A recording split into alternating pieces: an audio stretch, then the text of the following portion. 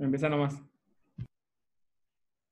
¿Qué tal? Buenos días. Soy el teniente médico Santiago Meyer, residente de primer año del Servicio de Cardiología del Hospital Militar Central. En el día de hoy, continuando con el módulo de electrocardiograma, vamos a brindar una clase sobre taquicardia ventricular irregular de QRS ancho. Es importante a la hora de hablar de las taquiarritmias recordar que para poder hablar de taquiarritmia tiene que tener una frecuencia cardíaca mayor a 100 latidos por minuto. El QRS tenemos que evaluar si está ancho o estrecho, poniendo como punto de corte 120 milisegundos. Y después tendremos que ver el ritmo, si es un ritmo regular o irregular, para poder ver si es un ritmo regular con un QRS estrecho, sabremos que es supraventricular. Si es un QRS estrecho con un ritmo irregular, generalmente suele ser fibrilación auricular. Si es un QRS estrecho con un QRS ancho, perdón, con el ritmo regular, suele ser ventricular, y un QRS ancho con el ritmo irregular, que es lo que nos completa la clase de hoy, suele ser supraventricular. Por ende, tenemos distintos tipos de etiología que vamos a nombrar. La primera es la FA de QRS ancho, que se da por un bloqueo de rama previo. ¿Qué es lo que vamos a ver en este electro? Un QRS ancho, como estamos hablando de una FA, vamos a ver una ausencia de la onda P con el ritmo irregular y un patrón de bloqueo de rama. Es importante que le preguntemos al paciente si tiene algún electrocardiograma viejo para traernos, para poder verificar la presencia o ausencia de este bloqueo de rama con anterioridad. Acá tenemos un ejemplo del electrocardiograma, donde vemos que tiene un QRS ancho, está en ritmo de fibrilación auricular, por lo que no va a ser sinusal, a una frecuencia cardíaca rápida, y vemos el patrón de bloqueo de rama con la RR' en B5-B6 y el patrón de QS en la derivación precordial B1.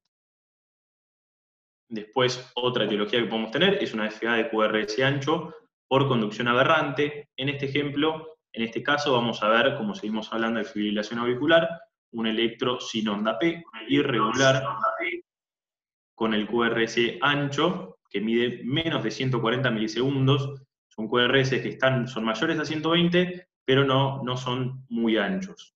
Y los QRS, lo importante es que tienen la morfología igual entre sí. Está haciendo eco.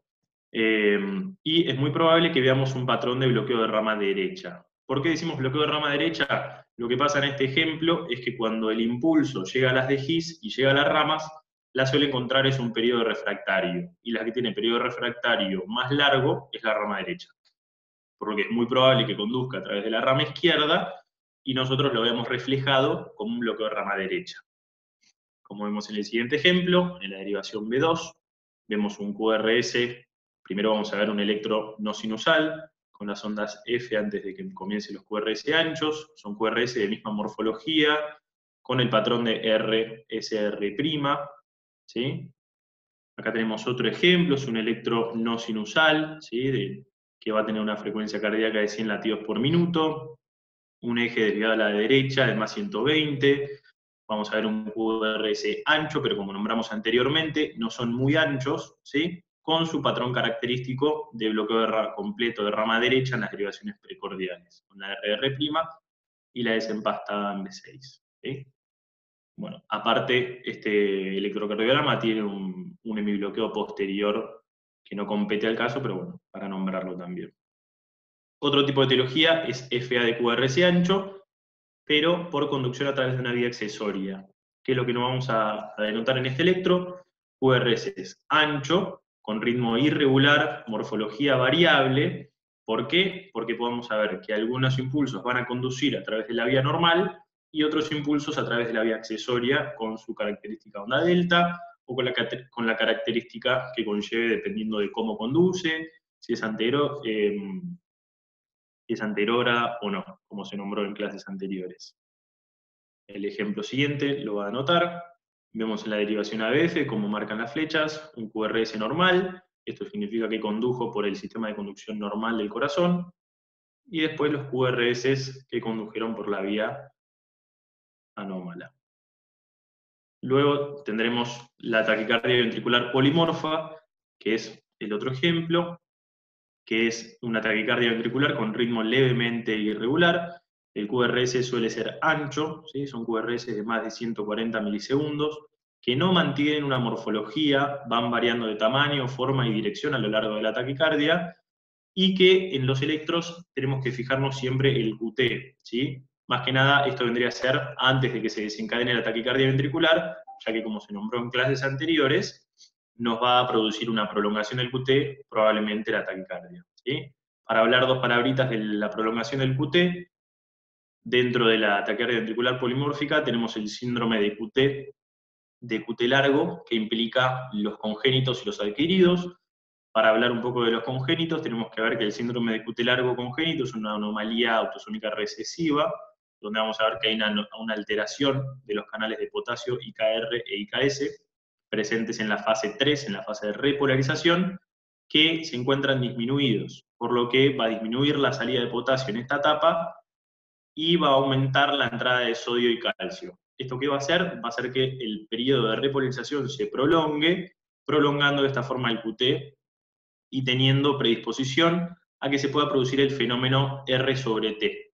¿Esto qué significa? Que cualquier impulso que llegue cuando la repolarización se encuentre en periodo refractario pueda desencadenar otro impulso y de esta forma generar una taquicardia ventricular.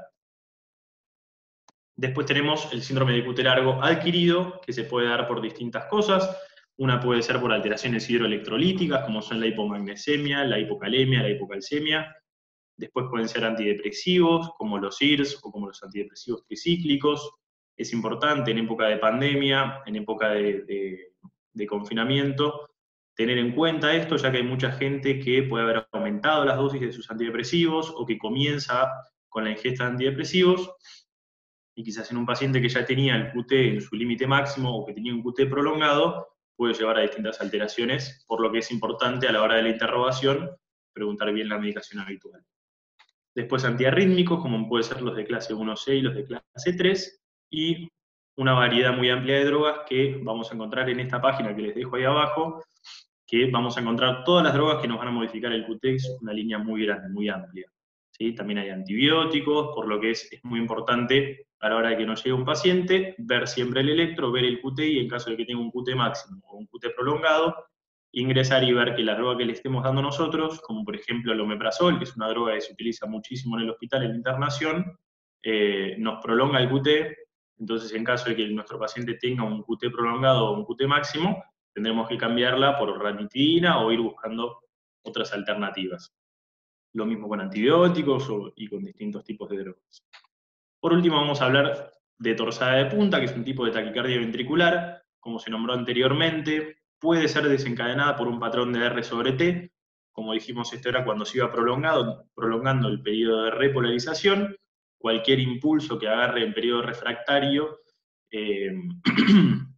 puede desencadenar una taquicardia ventricular.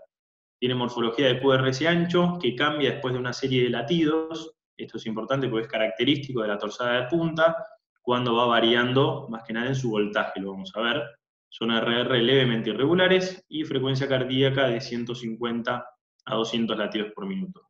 Es muy importante detectar rápido la torsada de punta, ya que es muy probable que desencadene una fibrilación ventricular o puede desencadenar una muerte súbita.